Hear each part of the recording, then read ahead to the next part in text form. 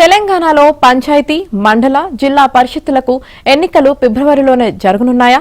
ఈ నెల 26 నుంచి అమలు కానున్న పథకాల వేడిలోనే ఈ ఎన్నికలను కానిచ్చేందుకు రేవంత్ సర్కార్ సన్నద్దమవుతుందా?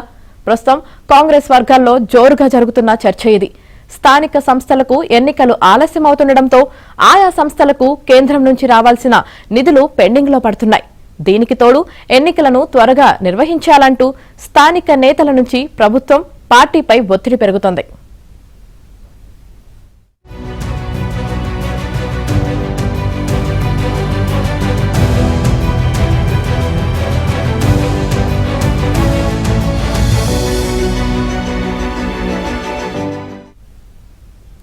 ఇటీవల గాంధీ భవన్లో జరిగిన టీపీసీసీ రాజకీయ వ్యవహారాల కమిటీ సమావేశంలో ఏఐసీసీ ప్రధాన కార్యదర్శి కేసీ వేణుగోపాల్ కూడా స్థానిక సంస్థలకు ఎన్నికలు త్వరగా జరపాలంటూ దిశానిర్దేశం చేశారు.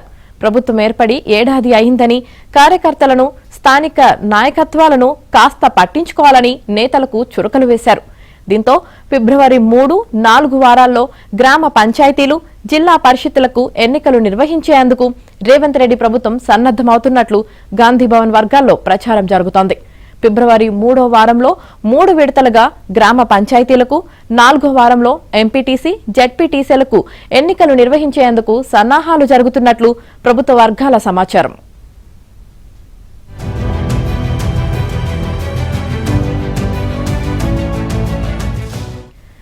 ఫిబ్రవరిలో స్థానిక సంస్థల ఎన్నికల నిర్వహణకు బీసీ రిజర్వేషన్ పెంపు అంశం చిక్కుముడిగా మారింది.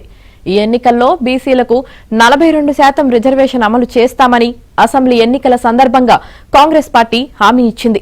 ఈ మేరకు తెలంగాణ వ్యాప్తంగా ఏ కులాల జనాభా ఎంత ఉంది, వారి రాజకీయ, ఆర్థిక, సామాజిక స్థితిగతులు ఎలా ఉన్నాయి అనే విషయాలు తెలుసుకునేందుకు ప్రభుత్వం కులగణన సర్వే నిర్వహించింది. సీఎం రేవంత్ రెడ్డి దావోస్ పర్యటనను ముగించుకుని వచ్చాక ఈ సర్వేపై మంత్రివర్గం సమీక్ష చేపట్టనున్నట్లు సమాచారం. ఆ సమావేశంలోనే సర్వే నివేదికను ఆమోదిస్తారని, ఆ తర్వాత ప్రత్యేకంగా అసెంబ్లీ సమావేశం నిర్వహించి చర్చ చేపట్టే అవకాశముందని కాంగ్రెస్ వర్గాలు చెబుతున్నాయి.